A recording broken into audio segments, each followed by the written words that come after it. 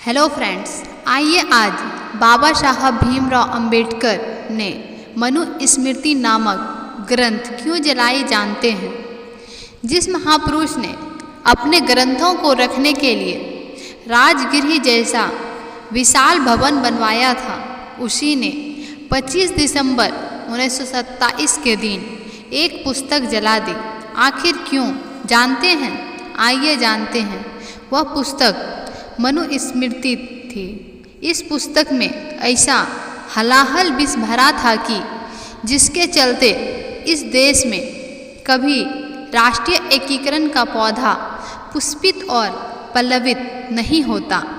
वैसे तो इस पुस्तक में सृष्टि की उत्पत्ति की जानकारी भी दी गई थी, लेकिन असलियत यह सब अज्ञानी मन को तुतलाने से अधिक कुछ भी नहीं है।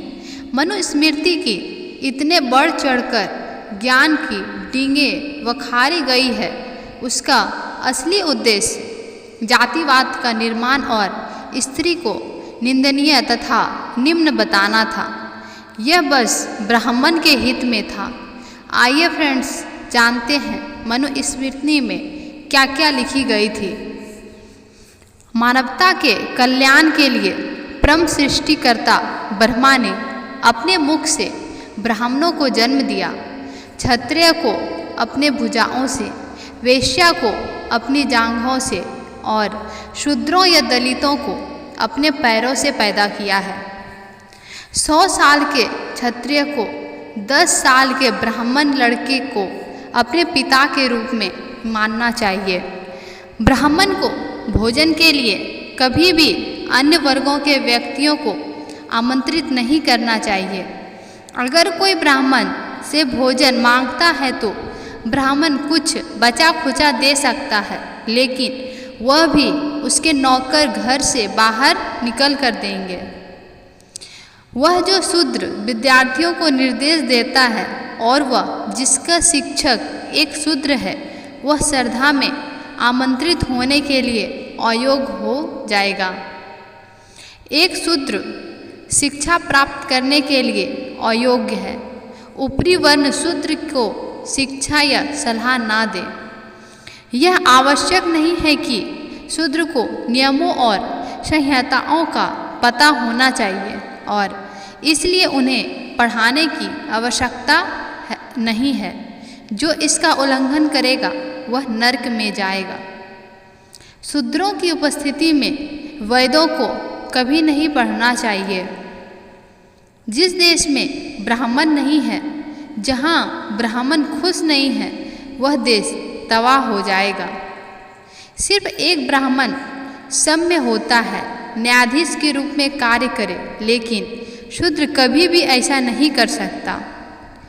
एक राजा जिसके साम्राज्य में एक शूद्र कानून का पालन कराए, वह साम्राज्य दलदल में गाय की तरह डूब जाएगा।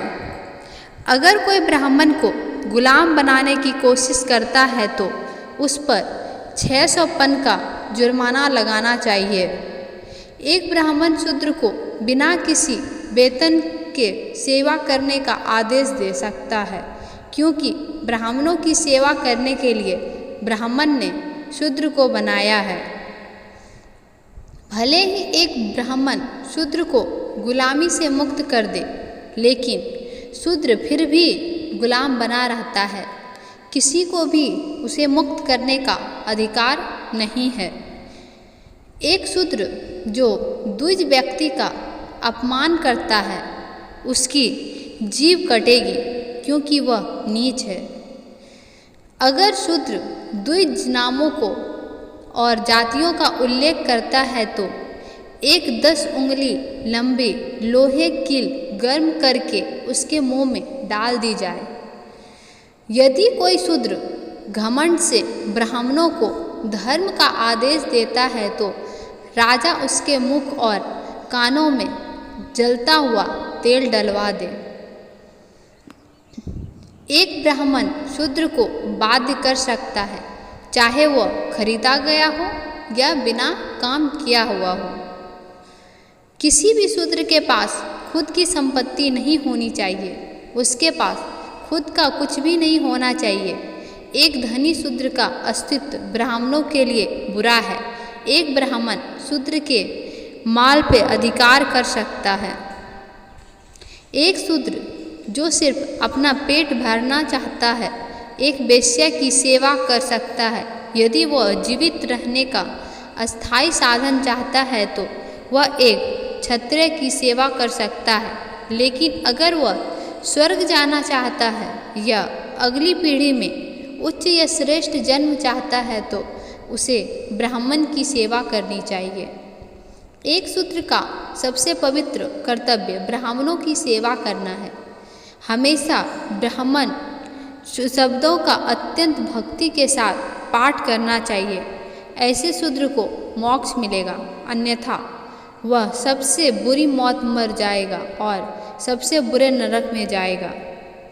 एक शूद्र जो स्वर्ग के लिए ब्राह्मणों की सेवा करता है उसे ब्राह्मणों का नौकर कहा जाता है।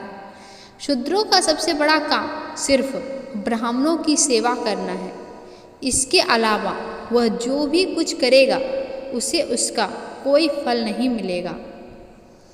ब्राह्मण शूद्रों को बचा हुआ भोजन, पुराने कपड़े, खराब अनाज और पुराने बर्तन दे सकता है। शूद्र जरा सा भी धन संग्रह नहीं कर सकता, भले ही उसके पास इसे बनाने की शक्ति हो, क्योंकि एक अमीर आदमी गर्व करता है जिससे ब्राह्मणों को दर्द होता है। एक ब्राह्मण शूद्र से कभी भीख नहीं मांगेगा। शूद्र किसी अन्य वर्ण में शादी नहीं कर सकता। एक ब्राह्मण के नाम का पहला भाग कुछ शुभ संकेत देता है। एक क्षत्रिय सत्ता से जुड़ा होता है और एक वेश्या धन के साथ, लेकिन एक शूद्र व्यक्ति अपमान के साथ। एक ब्राह्मण के नाम का दूसरा भाग क्षत्रिय का सुख देने वाला शब्द होता है, जो वेश्या की रक्षा करने वाला और शूद्र की अभिव्यक्ति निरूपण सेवा का शब्द व्यक्त करने वाला होता है। बाबा साहब ने 25 दिसंबर 1927 को मनुस्मृति दहन कर दी थी। दोस्तों, आपने इस वीडियो से क्या सीखा और इस बारे में क्या सोचते हैं, एक कमेंट कर ज़रूर बताइए। क्या पता आपके एक कमेंट से किसी का जीवन बदल जाए। धन्यवाद।